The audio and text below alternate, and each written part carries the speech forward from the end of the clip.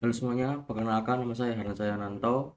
Di sini saya dari kelompok 2 akan menjelaskan modul 4. Yang pertama itu soalnya kita diberikan kode instruksi dan disuruh untuk mengeksekusinya.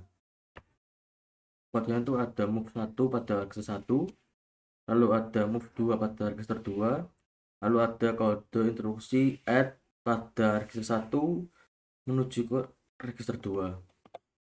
Lalu untuk yang kedua, di sini soalnya diberikan kode untuk kita mengecek apakah kode tersebut menampilkan status Z atau N. Yang pertama kodenya itu adalah komparasi bervalue 3 pada register 2. Yang kedua itu ada komparasi bervalue 1 pada register 2. Yang ketiga itu komparasi bervalue 4 pada register 2. Nah, untuk yang pertama ini pada komparasi 3 register 2 itu menunjukkan status Z atau 0. Untuk yang kedua pada komparasi 1 bervalue 2, komparasi bervalue 1 pada register 2 menunjukkan tidak adanya status di sini. Untuk yang terakhir itu komparasi dengan value 4 pada register 2 itu menunjukkan status negatif. Seperti di foto ini ya. Lalu yang ketiga, ini kita diberikan eh, instruksi kode lalu kita menjalankannya. Yang pertama itu ada instruksi move bervalue 1 pada register 1, lalu ada tambahan label 1 di sini. Untuk label kita menambahkan dari pojok kiri kolom instruksi. Lalu ada instruksi add pada value 1 yang ditujukan ke register 1.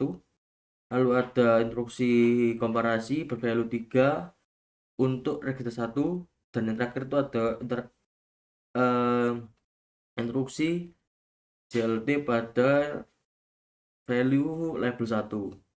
Nah, setelah kita eksekusi, kita run, maka yang didapatkan adalah adanya error dengan nomor 57. Lalu yang keempat, sini tuh kita itu harus memodifikasi untuk memberikan hasil instruksi yang dapat bervalue 1 pada register 1 bernilai 4. Nah, ini di sini saya mengubah instruksi komparasi menjadi mul dengan value 4 pada register 1. Lalu dari soal yang kelima, di sini saya menambahkan instruksi. Ada instruksi itu kita sudah menjalankan. Yang pertama itu ada STB dengan value H41 yang ditujukan untuk value 16. Lalu yang kedua itu ada LDB dengan value 16 pada register 3.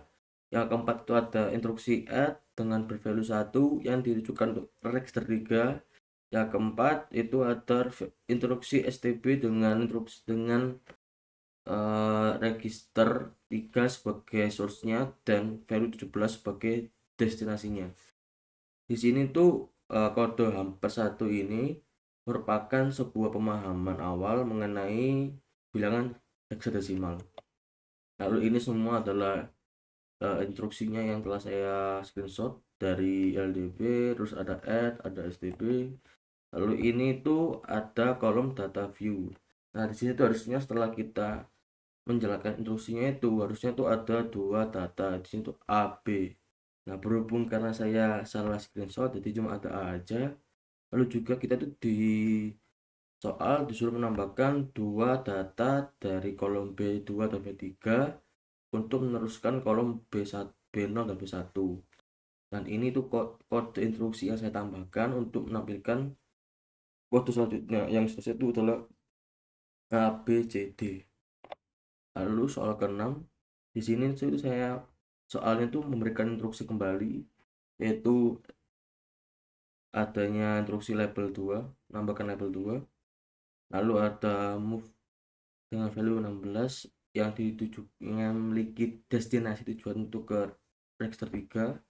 Lalu ada instruksi move dengan value H41 yang ditujukan untuk destinasi register 04. Lalu ada tambah lagi instruksi label 3 STB 04, lalu yang ditujukan ke destinasi register 03.